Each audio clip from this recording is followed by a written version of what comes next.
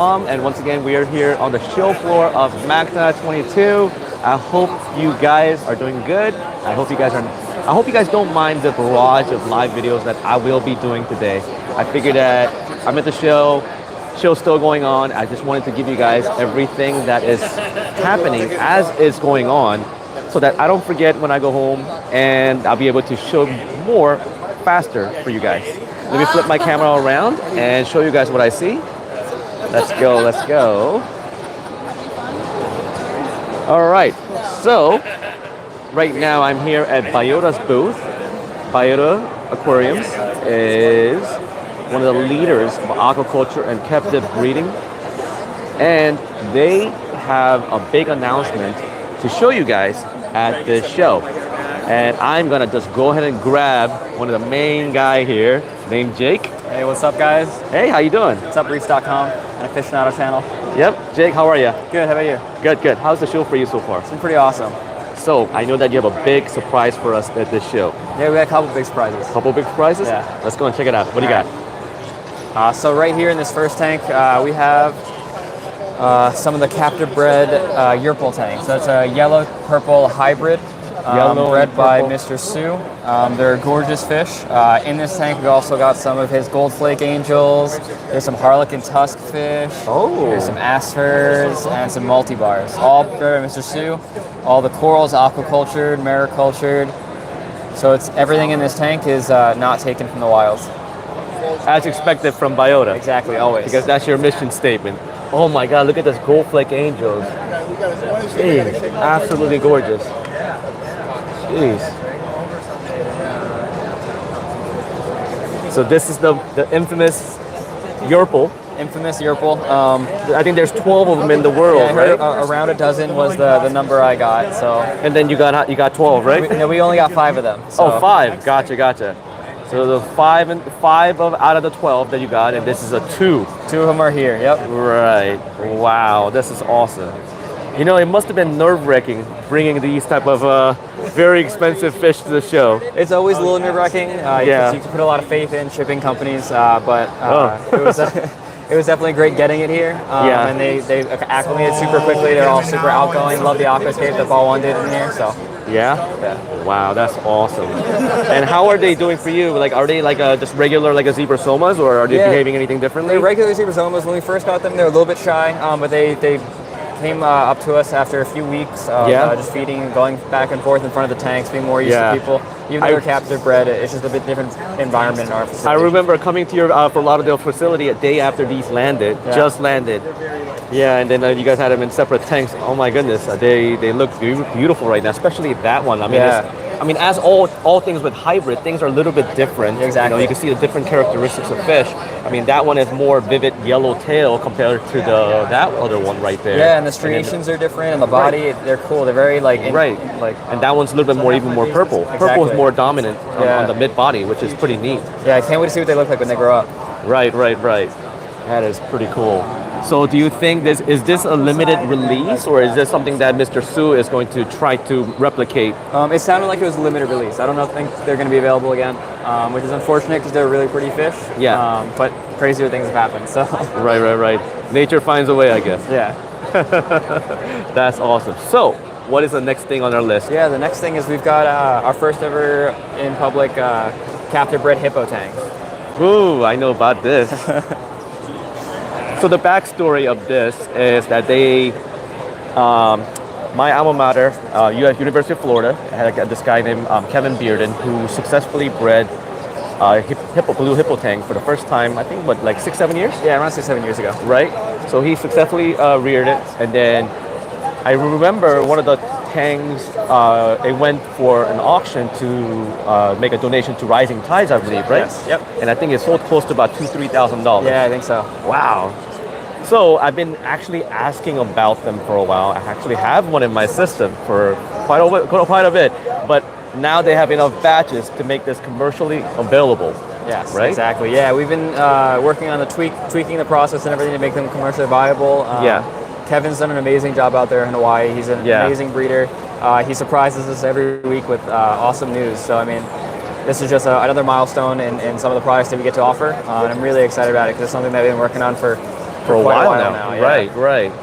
But like, so how much? If these are available now, so how much are these? F2 version. These are F2s, right? Or These F3s? are F1s. F1s. Yeah. Okay, so these F1s, how much do they cost?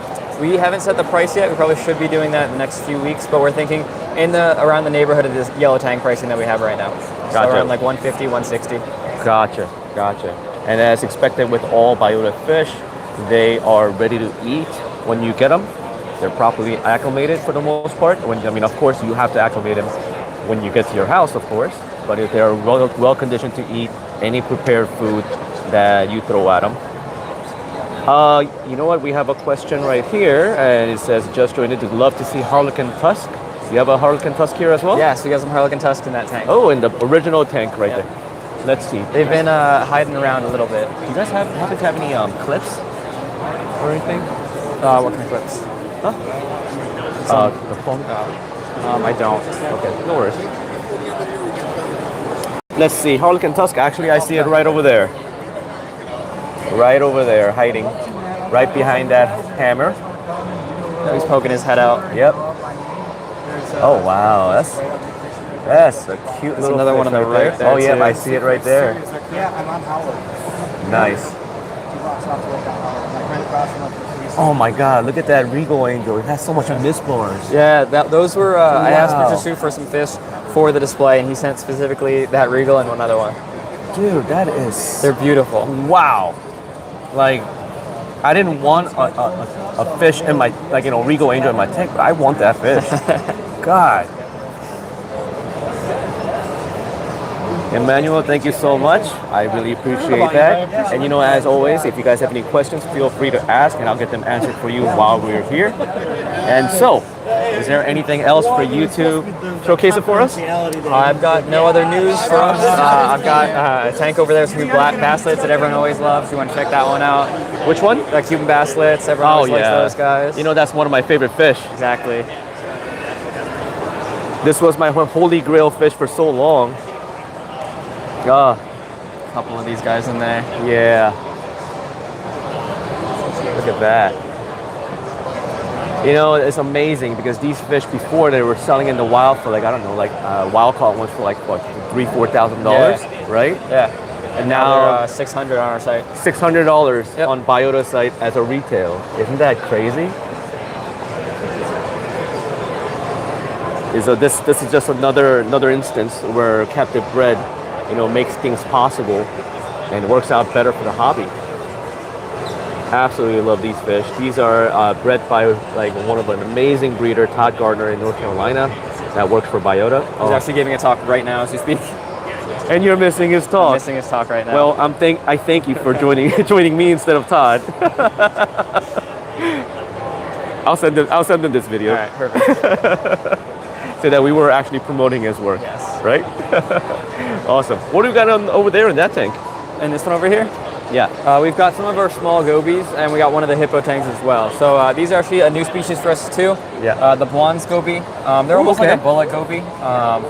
They're really cool. They don't really destroy sandbeds like bullet gobies. They kind of slowly sift, almost like a court chester. Yeah. But they're very cool fish.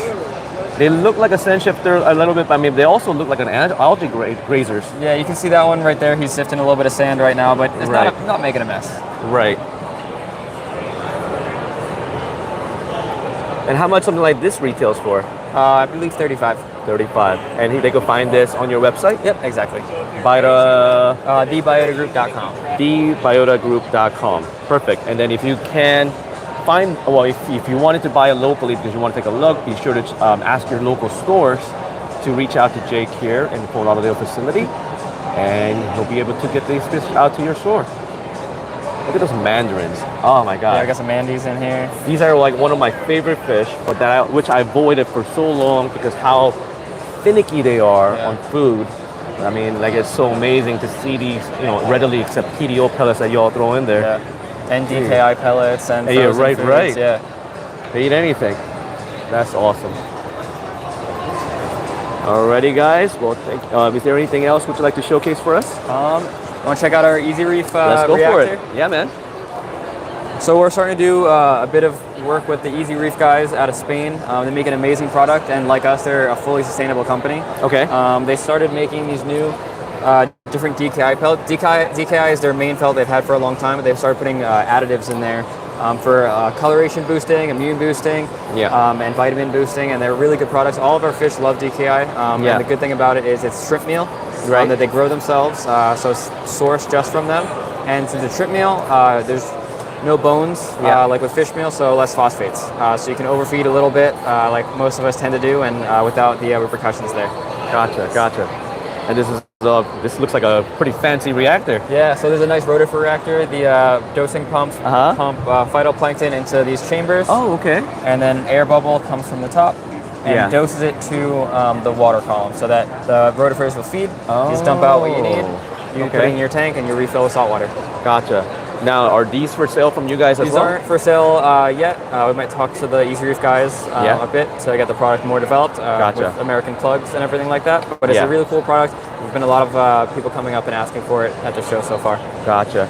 And for those of you guys that's not familiar with Easy Reef, actually, they're not a new company. They've been around for a very long time. You may know them better as Mastic, the makers of Mastic. They're the stick-on food to the glass, and the fish, it's been proven over the years that it feeds finicky fish. So they make quality food as well as other different additives like rotifers as well as phyto that you could dose into your system. Interesting stuff. And if you'd like to check them out, be sure to check them out at thebiotagroup.com. Yep, exactly. Right? All right. Well, thank you so much, Jake, for having me and spending some time to explain all your new fish as well as your new endeavors. Thank you so much and have a great show. You too.